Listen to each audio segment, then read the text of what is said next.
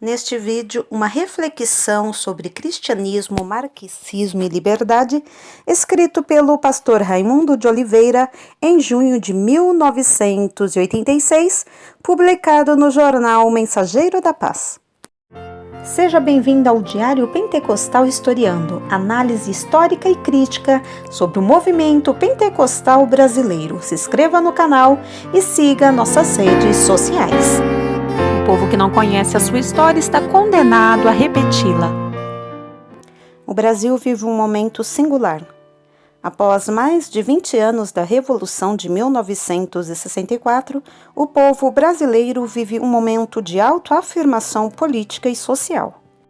Com o advento da nova república, pessoas das mais diferentes tendências em todo e qualquer nível do procedimento humano têm sido desafiadas a abandonar o casulo do medo e da indiferença e assumir identidade própria neste momento. O opróbrio do intelectual simpatizante com a esquerda hoje é status, e o estigma de ser chamado comunista e marxista se transformou em um charme. Cristianismo e opção política. Apesar da abertura política e do reencontro do povo brasileiro com a democracia propugnada pela nova república, existem hoje fortes tendências visando dividir o povo brasileiro em grupos distintos como igreja, negros, burguesia, proletariado, esquerda, direita, etc., com o propósito de transformá-los em massa de manobra para fins exclusivamente políticos. Deste modo, a Igreja tem sido desafiada a se manifestar como uma força política. Neste momento, todos os valores relativos são transformados em valores absolutos. Até que ponto isto é razoável? Uma vez que a concepção bíblica do cristianismo ou da igreja propriamente dita é que ambos transcendem em valor a qualquer ideologia política ou sociedade temporal, sejam elas comprometidas com a democracia, marxismo ou anarquismo político. Ninguém jamais, seja o Papa ou qualquer outro líder de qualquer segmento do cristianismo, está autorizado a oferecer apoio político a este ou aquele partido. Certamente que o cristão não deixa de ser um cidadão como qualquer outro pelo simples fato de se fazer cidadão do céu através do novo nascimento, João 13:3. Porém, ele sabe que na ordem de suas prioridades deve buscar o reino de Deus e a sua justiça em primeiro lugar, Mateus 6:33. Ele crê que, a despeito do homem ser peça decisiva no mecanismo da história, Deus mesmo é o Senhor da história. Como cidadão, o crente pode e deve participar mais agressivamente das decisões e projetos políticos, sociais e humanitários que visem o estabelecimento de uma sociedade tolerável e igualitariamente mais justa.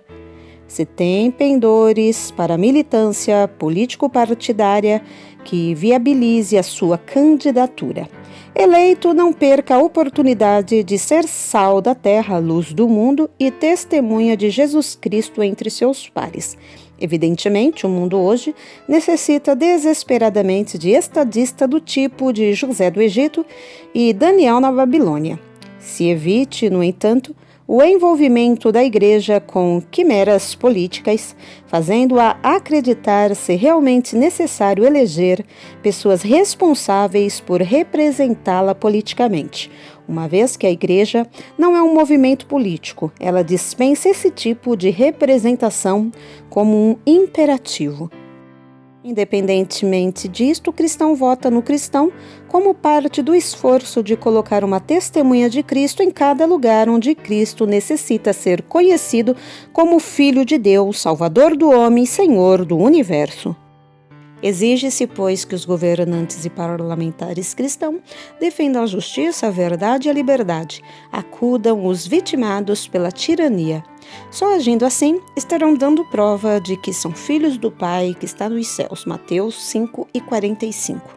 A história não consegue esconder o seguinte fato.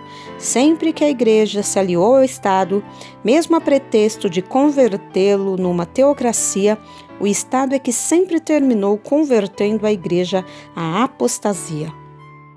A fase da história da Igreja, que vai de Constantino até o final da Idade Média, é prova disto. Vale salientar que o declínio do testemunho eficaz da Igreja, ou seja, a sua incapacidade de se fazer sentida pelo Estado, é algo tão comprometedor quanto está ligado ao Estado, se deixando manobrar por mesquinhos interesses políticos partidários. Essa era a situação da Igreja na Alemanha nos dias de Hitler. Nessa época, a Igreja alemã se mostrou tão omissa, consequentemente tão comprometida com o nazismo de Adolf Hitler, que Dietrich Bonhoeffer, ministro luterano, mais tarde martirizado por ordem de Hitler da prisão, escreveu uma carta desafiadora com o propósito de despertar aquela igreja dormente, indiferente e comprometida. A igreja no Brasil deveria ter o cuidado de não olvidar esta carta. Atentemos, pois, para que o que escreve Bonhoeffer. A Igreja confessa não ter cumprido com suficiente clareza e franqueza a sua missão, que consiste em anunciar o Deus único que se revela em Jesus Cristo e que não tolera outros deuses. A Igreja confessa sua covardia, seus desvios, seus perigosos compromissos. Ela negou constantemente sua missão, que é pastorear e consolar, e negou constantemente misericórdia aos exilados e desprezados. Ela ficou muda quando devia ter falado, pois o sangue dos inocentes clamava dos céus. Ela não encontrou a palavra certa, dita de modo certo, no momento certo. Ela não lutou até o sacrifício contra a negação da fé e tornou-se então responsável pela impiedade das massas. A Igreja confessa ter presenciado em silêncio e passivamente o uso arbitrário da força, o sofrimento moral e físico, o ódio e o crime. Ela se tornou responsável pela morte de irmãos mais fracos e desamparados de Cristo. A Igreja se declara culpada diante dos 10 mandamentos e confessa ter negado a Cristo. Ela não testemunhou a verdade de tal maneira que todo conhecimento e toda ciência pudessem reconhecer sua origem divina na verdade anunciada pela Igreja. Ela não anunciou a justiça divina de tal maneira que toda a justiça humana pudesse reconhecer sua origem divina na justiça anunciada pela Igreja. Ela não mostrou a misericórdia divina de tal maneira que toda a atividade humana pudesse reconhecer sua origem divina na misericórdia anunciada pela Igreja. A Igreja se declara culpada de ter feito desaparecer pelo seu silêncio toda a ação responsável, toda a coragem de enfrentar a adversidade e toda a disposição de sofrer por aquilo que é justo. A Igreja se declara culpada de ter deixado que a autoridade se desviasse de Cristo. O papel da Igreja diante do Estado. Quanto à questão de o verdadeiro papel da Igreja diante do Estado, convém saber que a Igreja é separada do Estado no que diz respeito à sua origem e finalidade. A Igreja existe em função do interesse divino quanto ao destino do homem aqui e na eternidade, enquanto que o Estado existe em função dos interesses materiais e transitórios deste mesmo homem.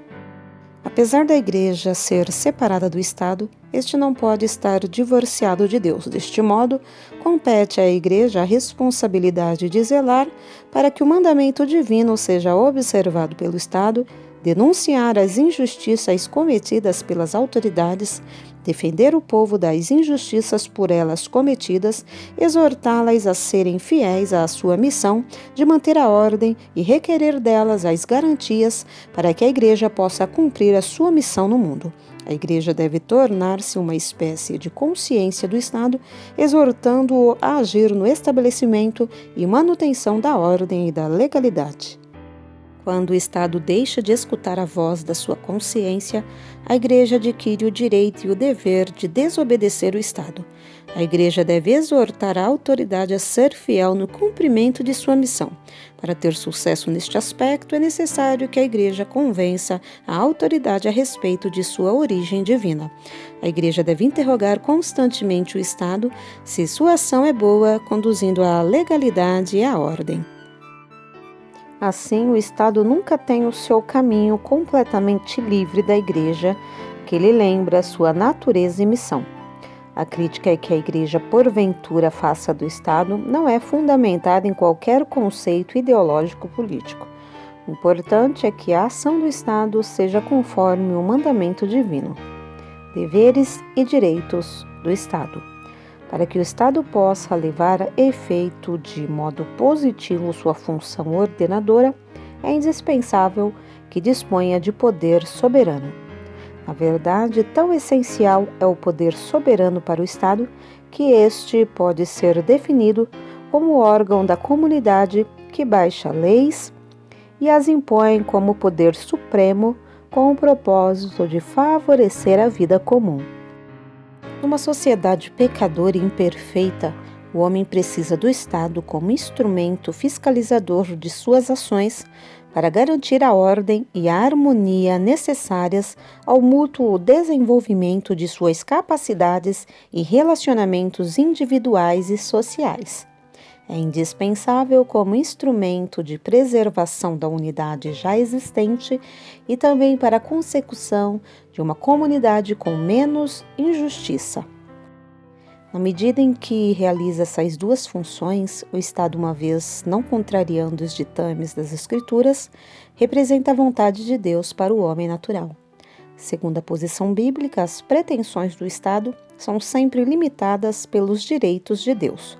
Sua função é servir às necessidades do homem e o homem a ser compreendido como um ser espiritual livre que existe em relação a muitos outros seres espirituais igualmente livres com múltiplos interesses e necessidades. Um Estado que tolhe a autêntica liberdade de seus cidadãos torna impossível alcançar a posição de uma comunidade genuína, uma vez que priva o homem de sua dignidade essencial e faz violência à sua verdadeira natureza. O marxismo e o problema da liberdade.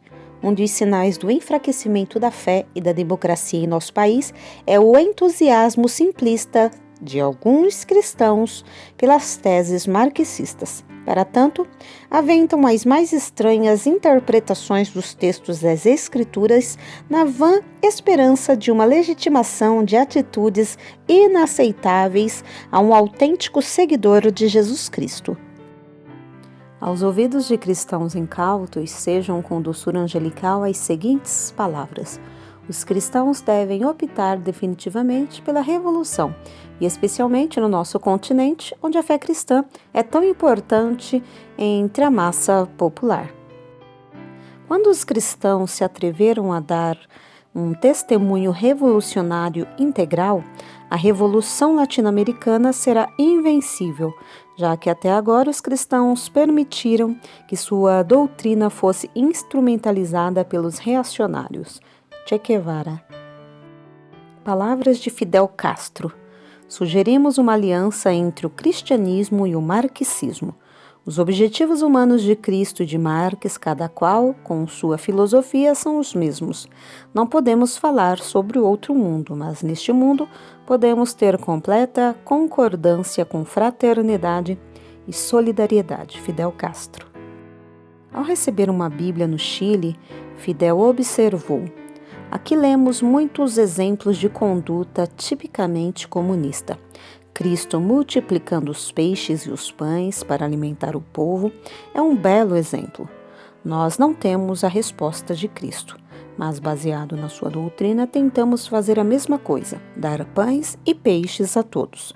O marxismo considera a igreja, na melhor das hipóteses, irrelevante e, na pior, como instituições econômica e politicamente opressora. Descreve a concepção cristã do mundo e da vida como algo anquilosado nas esferas de uma hierarquia estática em uma concepção medieval do mundo que se esforça por impor como válida. O marxismo é uma filosofia do homem que, conforme diz Baza, pretende oferecer-nos uma resposta ao problema do homem, de sua origem, seu destino histórico. Uma resposta ao problema da existência e da possibilidade de exercício de uma liberdade do homem. O marxismo, que pretende ser uma doutrina de salvação, só se satisfaz quando exerce um controle sobre todo o homem em seu ser e seu operar num delírio da universalidade dominante. Berdyaev, profundo conhecedor do marxismo, em cujas filas formou durante vários anos, escreve do marxismo. Pretende ser universal, quer impor-se sobre toda a existência e não só sobre alguns de seus momentos. Por isso, o marxismo é uma filosofia do homem totalitária em sua ambição. Nos países sob o governo marxista ou comunista, o Estado exerce o controle de tudo. O cidadão é vigiado e a delação é uma tradição, quase um dever. O Estado comunista, assim como o Grande Irmão, principal personagem do livro 1984 de George Orwell, a todos vê, patrulha e controla. O marxismo não se dá por satisfeito em formular uma determinada crença sobre o homem, mas procura impô-la, fazer uma sondagem nas profundidades do homem para obrigá-lo a que tome consciência de suas potencialidades inimagináveis. Induz o homem à crença de poder ser um Deus antes mesmo de atingir a dignidade que o faça humano. Quer dirigir, com um final seguro, o desenvolvimento, a realização do homem em seu caminho pelo mundo. Tudo isto não é alguma coisa que o marxismo murmura debilmente e oferece como opção. É um urgente imperativo categórico que brada dos lábios do seu fundador. O marxismo se propõe transformar o homem, o grande sol do universo em torno do qual tudo gravita. Como pode uma filosofia arrogar-se um império sobre o homem?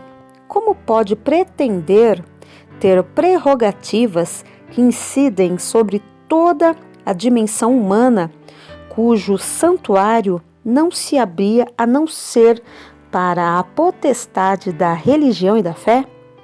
A resposta é a seguinte: o marxismo é uma religião do homem.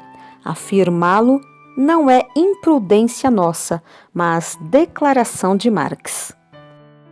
A religião dos trabalhadores é sem Deus, porque procura restaurar a divindade do homem.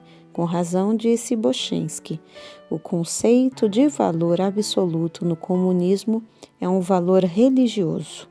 A dialética é o infinito e a infinita plenitude de valores. A atitude diante dela e, em consequência, ante o partido, é uma postura sacral. Inácio Lippe, convertido do marxismo, apresenta a mesma opinião a partir da sua própria experiência. O marxismo não se contenta em combater as igrejas, quer desempenhar na vida social e na consciência do indivíduo o papel que anteriormente se atribui às religiões. Dizer aqui que a igreja é perseguida nos países comunistas, para alguns simpatizantes do comunismo, não passa de mero sensacionalismo e mentira veiculados pela imprensa ocidental, principalmente a imprensa americana. Note, porém, que não são jornalistas ocidentais que estão a dizer que há perseguição por motivos religiosos na União Soviética, por exemplo. Há mais de 10 anos, o dissidente russo Alexander Solzhenitsyn, no seu famoso livro Arquipélago Gulag, descreve a Rússia como uma grande prisão. Anatoly Sharansky, outro dissidente russo, disse recentemente diante do Congresso americano existir nada menos que 400 mil prisioneiros na União Soviética por dissidência política ou religiosa. A garantia democrática da liberdade de culto não pertence à ordem das concessões, mas à dos reconhecimentos. É o reconhecimento pelo Estado de que o espírito se eleva às regiões do infinito, regiões que se acham muito acima daquele em que vegetam os cobradores de impostos. Como disse Thomas Paine, um dos grandes propugnadores da liberdade americana, o Estado não tem autoridade alguma para determinar ou conceder ao homem a liberdade de adorar a Deus, assim como não poderia conceder a Deus a liberdade de aceitar essa adoração. Por reconhecermos a dignidade da pessoa humana, criada à imagem e semelhança de Deus, esperamos que o Estado assegure a seus cidadãos o direito de viver livres de toda e qualquer coação ou acepção em matéria de religião. Este e qualquer outro direito inerente à dignidade do homem devem ser cuidadosamente resguardados, porque, uma vez feridos, todas as liberdades sofrem agravo. Toda interpretação da liberdade religiosa inclui o direito de render culto a Deus conforme a consciência individual, de criar os filhos na crença de seus pais, de mudar de religião, bem como a liberdade de pregar, de educar, de publicar literatura e fazer a obra missionária, de associar-se a outras pessoas, de adquirir e possuir bens de raiz para estes fins. Para salvaguardar a ordem pública e fomentar o bem-estar do povo, tanto o Estado, ao reconhecer a liberdade religiosa, como o povo, no usufruto deste direito que se lhe reconhece, devem cumprir com obrigações recíprocas. O Estado deve proteger todos os grupos, tanto as minorias como as maiorias, jamais permitindo qualquer limitação de direitos legais por motivos religiosos. O povo, por sua vez, deve exercer seus direitos sentindo plenamente sua responsabilidade e vivendo numa atitude de respeito aos direitos dos outros.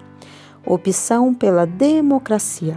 O povo brasileiro, principalmente o cristão, deve precaver-se diante do perigo de se deixar enfeitiçar pelo canto da sereia do comunismo marxista. As soluções dos nossos problemas sociais não dependem da adoção do modelo político cubano em nosso país. Um modelo político que fracassou em Cuba, que tem tudo para fracassar na Nicarágua, jamais terá melhores resultados no Brasil.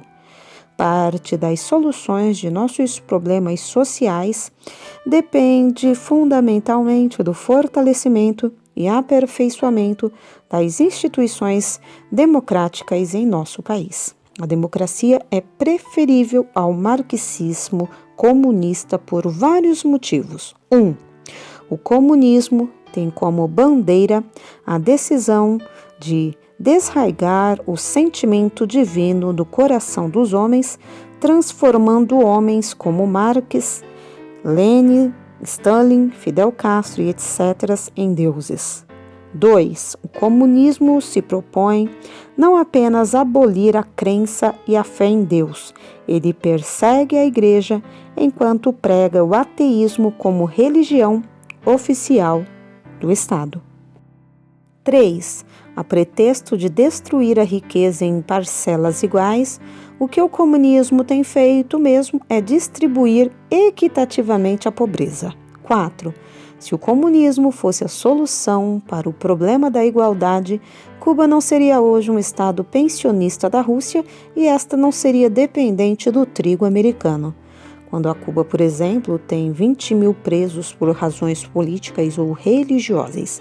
Segundo uma anedota cubana, Cuba é a maior nação do mundo, pois tem a administração em Moscou, a população na Flórida e o exército na África. 5. O comunismo anula a posse da propriedade privada, enquanto tolhe o sonho dos que nada têm algum dia possuírem alguma coisa a mais. 6. A tese do novo homem, do qual Che Guevara é mostrado como modelo, propugnado pelo comunismo como resultado da manipulação feita pela dialética marxista e pelas lutas de classes visando estabelecer uma ditadura do proletariado, se constitui num anti-evangelho, uma vez que, de acordo com a mensagem do evangelho, O único meio através do qual o homem pode ser feito nova criatura é através da aceitação do senhorio de Cristo sobre sua vida. O cristão deve opor-se ao marxismo comunista, não do ponto de vista do capitalismo, seja ele de que linha for, pelo contrário. O cristão deve se opor ao marxismo comunista do ponto de vista do reino de Deus, que, ao contrário do marxismo, prega o amor entre os homens, a compreensão e a solidariedade entre os povos, pontifica a necessidade da conversão do pecado a um estado de graça diante de Deus e enfatiza o senhorio de Cristo e o governo de Deus sobre os homens e a história. Como bem disse Rui Barbosa, o comunismo não é fraternidade, é a invasão do ódio entre as classes. Não é reconciliação dos homens, é a sua exterminação mútua. Não arvora a bandeira do Evangelho, bane Deus das almas e das reivindicações populares. Não dá tréguas às ordens, não reconhece a liberdade cristã. Dissolveria a sociedade, extinguiria a religião, desumanaria a humanidade, reverteria, subverteria, inverteria a obra do Criador.